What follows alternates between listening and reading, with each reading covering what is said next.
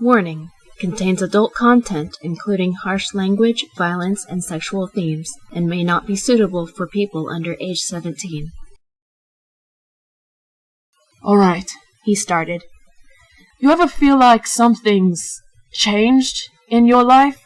Like something huge? Nathaniel stared. Not particularly, he said slowly. I feel like I'm not me anymore, Damien continued. I've discovered something that I want, but I don't know the best way to get it. I know I can have it, 'cause I always get what I want. I just don't know how. Well, what is it? I might be able to offer some advice, said Nathaniel. I don't really want to tell you, said Damien. Well, just do what you always do, then. Take the risk and just take it. Damien didn't answer right away. I'm sort of scared. Nathaniel suddenly sneered. Scared? He laughed. You're scared? My goodness! Big bad Damien is a little weedy cat. Aw, poor baby. I'm not scared, Damien exclaimed, causing a few people to look around. I'll show you. I'll get it. Oh, yes, I will. There was a devilish glint in his eye, and Nathaniel smiled, knowing Damien had returned to normal. They both finished their coffees and walked back to Damien's house. Nathaniel couldn't help but notice Damien had a new spring in his step, and he kept grinning as if he was thinking about something very satisfying. They got back to the house a little after 1 o'clock and went inside, Nathaniel's eyes adjusting to the darkness again. Will you open the curtains for once? He asked. It's hard to make out anything. Fine, just to please you, my prince, said Damien, taking a mock bow. He went over to the window and opened the black drapes, letting sunlight flood into the living room. It actually made the dark room look much less sinister. He sat on the floor in front of the couch and smiled up at Nathaniel, patting his hand on the carpet right in front of him. Nathaniel got the hint and sat down. Let's play truth or dare, he said in a feisty tone. I've never played that before, said Nathaniel nervously. You do know how to play, though, don't you? asked Damien. Yes, but come on, be reckless. Try something new, Nathaniel. He stared at Damien's hungry expression, and then nodded. All right, I'll ask first. Truth or dare? Truth, said Nathaniel immediately. Oh, no fun, said Damien with a pout. Okay, let's see. He thought for a moment, and then snapped his fingers. Do you like any of the girls at our school? No, said Nathaniel innocently. I've never considered any of them, but like we both agreed, we don't need them. I know, I was just curious, said Damien. Anyway, your turn. Okay, said Nathaniel nervously. Truth or dare? Dare. Surprise, surprise, Nathaniel laughed, looking around. Let's see. I dare you to wear my shirt. Oh, ew, no, it's too light! You've got to do it! Damien looked absolutely disgusted as Nathaniel took off his shirt and handed it to Damien, who removed his own shirt to put it on. He shivered, and Nathaniel laughed. That looks absolutely ridiculous on you. You don't pull off light colors well. Fuck off, snapped Damien. All right, what will it be then? Truth, Nathaniel replied. Really? Fine. He thought for a moment. Okay. If you had no choice but to kill someone or else you'd die, would you do it? Nathaniel looked horrified. Sacrifice another's life to save my own? He gasped. No, absolutely not. Noble one, aren't you? Damien sneered. All right, and I choose dare again. I dare you to eat a raw egg, said Nathaniel, smiling brightly. Damien laughed. Ha! Seriously? Not very creative, are you? He stood up and retrieved an egg from the kitchen, sat back down, punctured it with his thumb, and poured it from up above right into his mouth. He swallowed it without so much as a grimace. Nathaniel looked disgusted. I can't believe you did that so easily, he said, trying not to be sick. Yeah, well, said Damien, wiping his mouth. I'm pretty big on protein. All right, then, your turn again. Truth, said Nathaniel once more. Ah, you can't keep saying truth, said Damien exasperatedly. Next round, you have to say dare. Nathaniel hesitated, but then nodded all the same.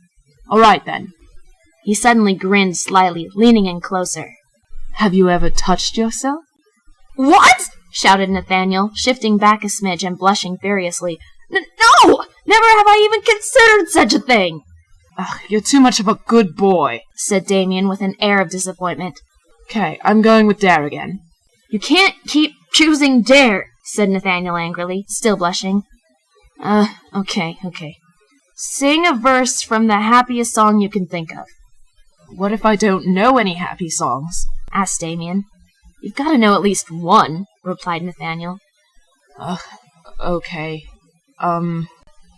He blushed and closed his eyes, starting to sing very timidly. Have no fear, there are wounds that are not meant to heal, and they sing in Venere Veritas.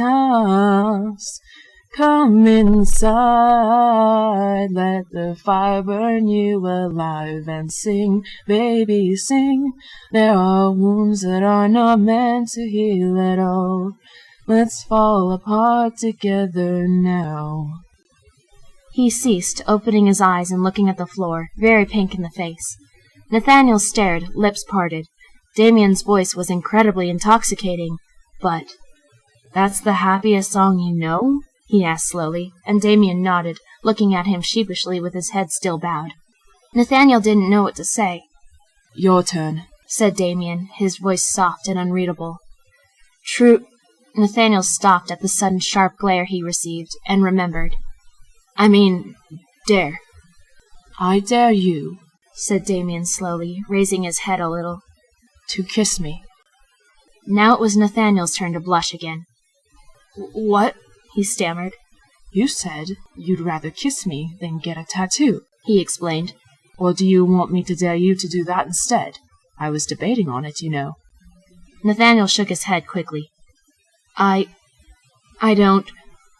He let out a long, wavering breath, and then tried to look confident. Okay, I'll do it. Damien watched Nathaniel crawl a little closer to him, face expressionless, though his heart was hammering. Inside Nathaniel's chest was also a sudden increase in heart rate. Finally, Nathaniel was almost nose to nose with Damien, trembling, when he closed his eyes and met Damien's lips. It was his very first kiss, and it nearly stopped his breath.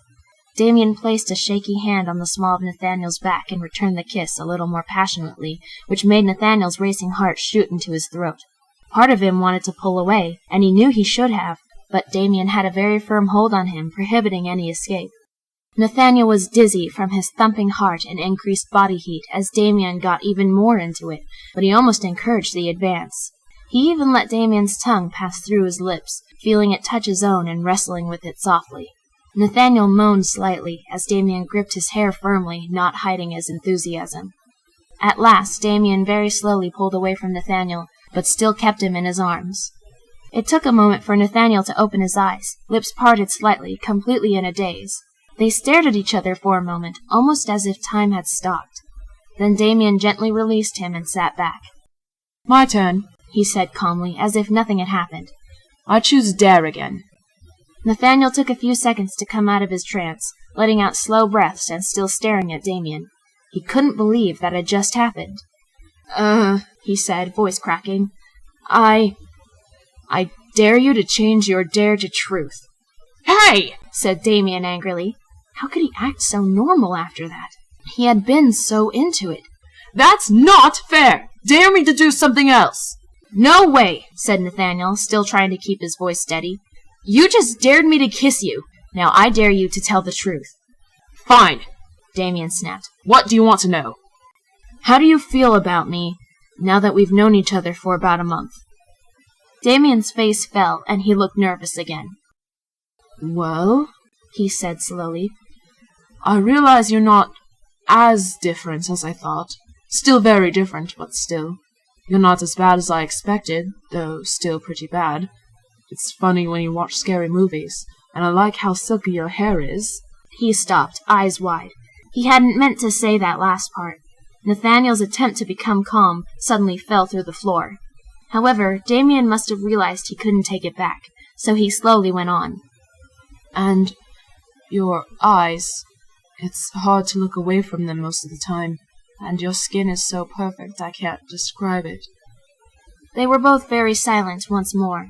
Nathaniel didn't know how to reply. He hadn't expected that. Your turn, Damien said softly. Truth or dare? Dare, said Nathaniel without thinking. His eyes widened when he realized what he'd just said, hoping against hope he wasn't going to dare him to do something really bad. I dare you to spend one more night with me, said Damien, still in that hushed voice. Nathaniel wanted to say no, but knew it wouldn't be fair, so he nodded. Damien let a small, kind smile appear on his face, and then he turned to see that the sunlight shining through the window was a deep gold color. Sun is setting, he said calmly.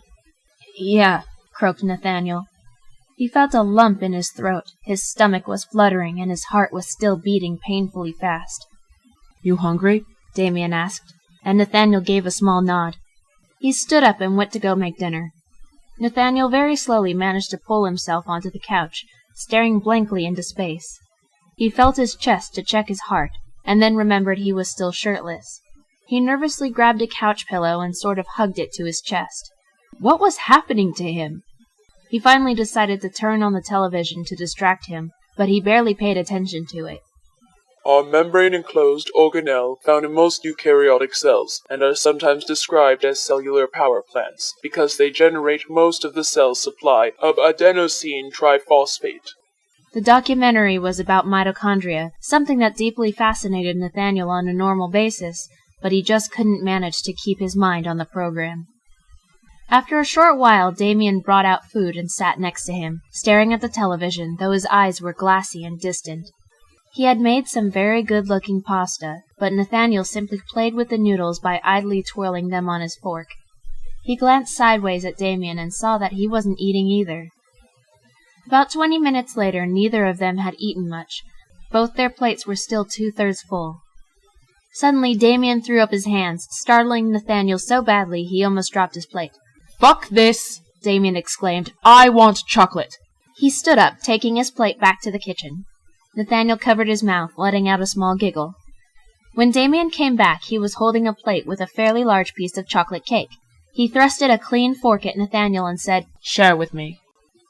Okay, he replied.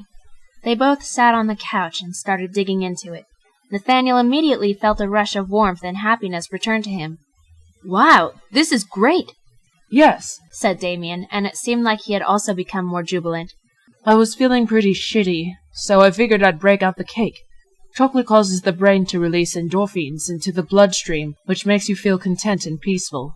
That's why women tend to eat it exponentially when they are menstruating.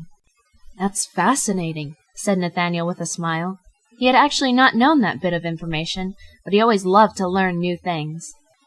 They continued to devour the cake, and after a moment Nathaniel accidentally got some frosting on the corner of his mouth without knowing it. Damien noticed and then slowly reached out, wiping it off gently with his index finger. Nathaniel froze, watching him as he retracted his hand and licked the frosting from the tip of it. Nathaniel blushed and giggled again, bowing his head and continuing to eat. A smirk played Damien's face, but Nathaniel hadn't seen. They continued to watch television after eating the cake, not speaking to each other but still feeling content.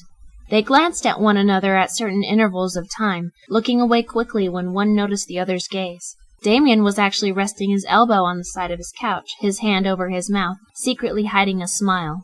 Nathaniel even giggled lightly when the narrator in the show started talking about proteobacteria, and there was nothing at all humorous about the subject.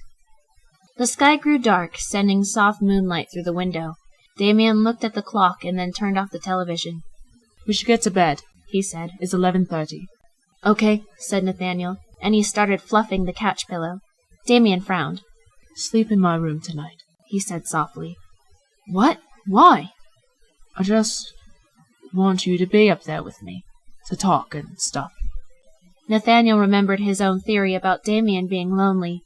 He nodded and stood up, following Damien as he turned out the lights and headed up the stairs and into his bedroom. Damien's room was just as dark as the rest of the house, if not even more so.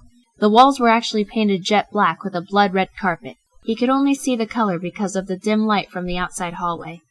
There were no windows whatsoever, but only a black light that made Nathaniel's shirt that Damien was still wearing glow bright. There was a small mirror next to a dresser, and on the wall above the bed was Peter's cross. He felt a little nervous being in here, almost as if he was committing mutiny against his father. He looked at Damien's bed, which had black sheets, blankets, and pillows. However, sitting between the two pillows was